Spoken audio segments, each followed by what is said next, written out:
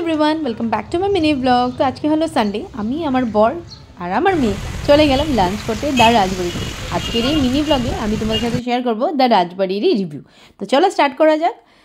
রাজবাড়ি আসতে হলে যদি লালগণেশ হয়ে আসো তাহলে লেফট হ্যান্ড সাইডে পড়বে, আর যদি পল্টন বাজার হয়ে আসো তাহলে এটা রাইট হ্যান্ড সাইডে পড়বে। এটা কিন্তু পুরো অথেন্টিক বেঙ্গলি রেস্টুরেন্ট। আর বাইরে থেকে দেখতেই এত সুন্দর লাগছে, ভেতরের থেকে কেমন হবে সেটাই ভাবছিলাম। এদিকে আমার বর আমি তিনজনে আমরা ঢুকে গেলাম ভেতরে, সেই জানলার ধারে বসে গেলাম ভিউ এনজয় করার জন্য। হাতে এসে বললো আমাদের মেনুটা।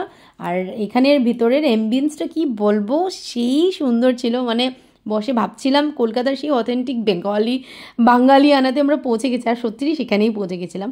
আর মেনুটা তোমাদের সাথে শেয়ার করছি, তোমরা যদি দেখতে চাও এটাকে পোস্ট করে দেখে নিতে পারো। আর আমরা নিয়ে নিয়েছিলাম থালি, বাঙালিয়ানা থালি। তো ওয়েট করছিলাম, ততক্ষণে তোমরা ভিউ এনজয় করো।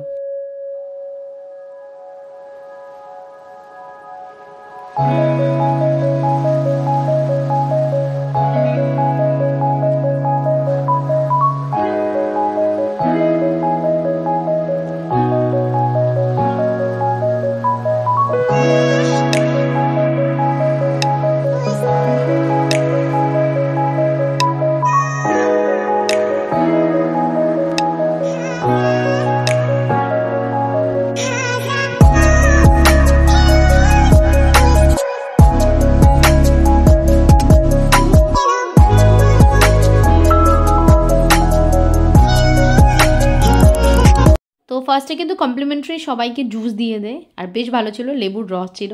আর ওয়েট করতে করতে আমাদের থালিও এসে পড়েছে। আর থালিতে কী কী আছে একবার তোমাদের দেখিয়ে দিই। অনেক কিছু ছিল, বাসন্তী পোলাও, প্লেন রাইস, একটা চাটনি ছিল, তারপর চপ ছিল, বেগুন ভাজা, পাঁপড় ভাজা, দই কাতলা ছিল, ঢোকার ডালনা, চিকেন ছিল এটার মধ্যে, তারপর ছুরি আলু ভাজা যেটা আমাদের বাঙালির সবার প্রিয়, পায়েস ছিল যেটা, আর ডাল ছিল যেটা আমার প্লেটে অ্যাড করতে ভুলে গেছি, পরে দিয়ে বলার পর আমার প্লেটে অ্যাড করে দিয়েছে।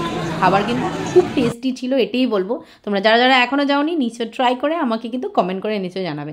আর বরের মুখ থেকে দেখো, দেখতেই পাচ্ছ, বলছে দারুণ, মেয়েও বলছে। তো আজকের জন্য বাই।